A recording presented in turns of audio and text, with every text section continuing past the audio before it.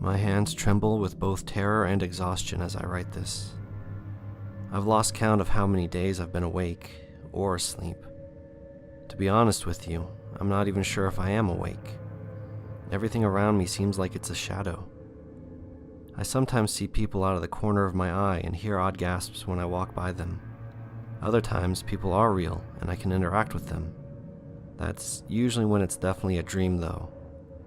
It's all been very confusing. This started a few days ago. I had just gotten off of work, and it had been a long day, so I ate a quick dinner, brushed my teeth, and went right to bed. Nothing unusual happened during that time that I can remember. Bumps from downstairs woke me up. The clock read 1:17 a.m. Quickly, I rushed to grab the sawed-off baseball bat that I keep in the closet. The smaller length makes it easier to use indoors, like a billy club. Down the stairs I crept, careful not to make a sound, on tiptoed feet into the kitchen, then looked around for anything unusual. Nothing was there. My muscles relaxed a bit. Must have been the wind, I said to myself. When I turned to leave, something crunched under my feet. In the middle of the floor was a pile of sand. "What the hell?" I muttered. At that exact moment, a shadow jumped from the wall and engulfed me. I snapped awake and looked back at the clock. It was 1:17 a.m. My body was drenched in sweat. There was even a wet spot on the sheets from all the perspiration. "Crazy," I said. Then I got up to get a drink. My throat burned from thirst. It felt like I had a beach in my mouth. In the bathroom, as I got a glass of water, I looked into the mirror. Behind me was my shadow. Nothing abnormal about that. But when I went to put the glass to my mouth, my shadow didn't do what I did. When I raised my hand, it put its out and towards me. Cold fingers wrapped around my neck by the time the glass reached my lips. Water in the glass splashed on my face from hands that shook wildly. My heart rate shot up. The electricity in my body felt like I had been struck by lightning. Without thinking, my legs darted from the room as high-pitched squeals were uncaged from my throat. The shadow receded into the door, then coursed through the wall. I lost track of it in the blackness of my room. Should I turn on the light, or would that only make more shadows? That question swam in my head for a few moments. Light burst into the room after I flicked the switch. In one large jump, I lunged for the bed to get up as high as I could. Not sure why, but it felt like the thing to do. To be in the middle and up where I could see any attack that came my way. Eyes excitedly scanned the area for any sign of movement. Next time I looked at the clock, it read 5 a.m. There had been no sign of the shadow since the bathroom. Soon the sun would come up. Hopefully that would put an end to the nightmare. When rays of daylight came in through the window, I figured it had to be safe. Cautiously, my first step from the bed was made. To my dismay, when my feet hit the ground, something fell on my head. Bits of it passed by my eyes. It was sand. I looked up, and a shadow dropped from the ceiling, then wrapped around me. I snapped awake.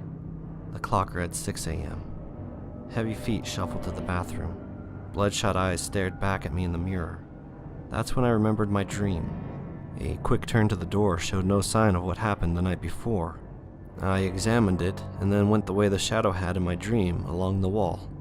There were no indications that anything had happened. Suddenly, the doorbell rang. My head cocked to one side as I wondered who would be here this early in the morning. Down the hallway and stairs I went. Through the glass on the side of the door, I could see a man in a gray suit.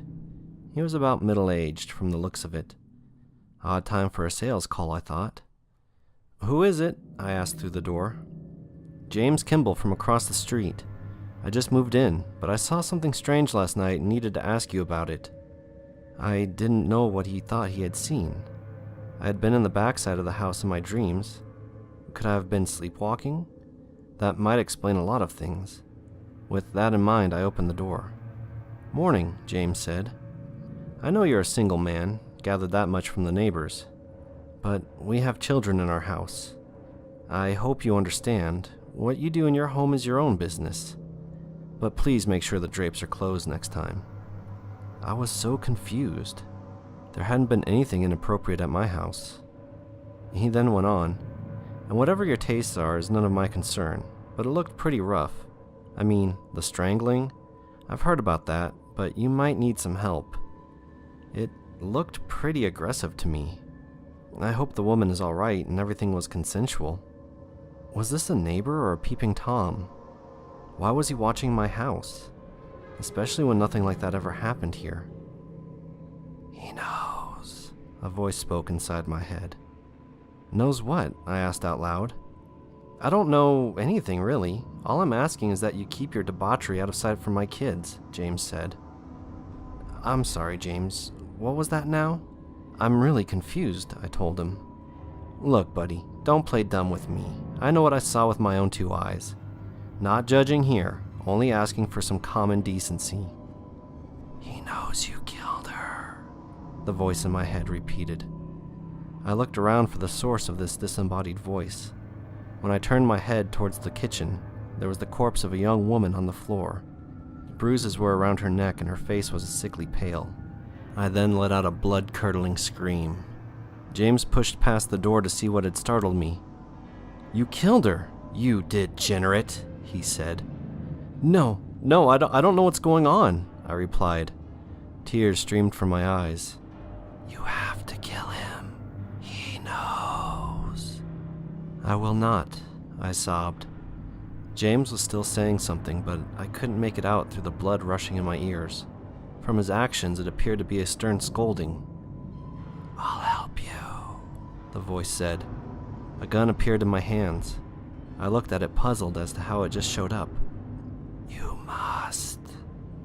I won't, I stated. Cry, baby. On its own, my hand began to raise. James stared at me in disbelief. My other hand came up to fight it, but no amount of force would stop the gun hand from raising. My fingers slowly squeezed the trigger until a bullet was discharged with a bang. The smell of burnt gunpowder filled my nose. Tears continued to pour. James hit the ground with a thud. It had to be done, the voice said. Tears slowly ceased. Control over my arm returned. Quickly, I got up to inspect the now lifeless body of James. There was a hole in his head the size of a small pancake. Then it dawned on me there was no blood, no brains, no mess. As I looked over the dead body, a smile slowly spread along its face. Then black tentacles reached up from the hole and grabbed me. I shot awake.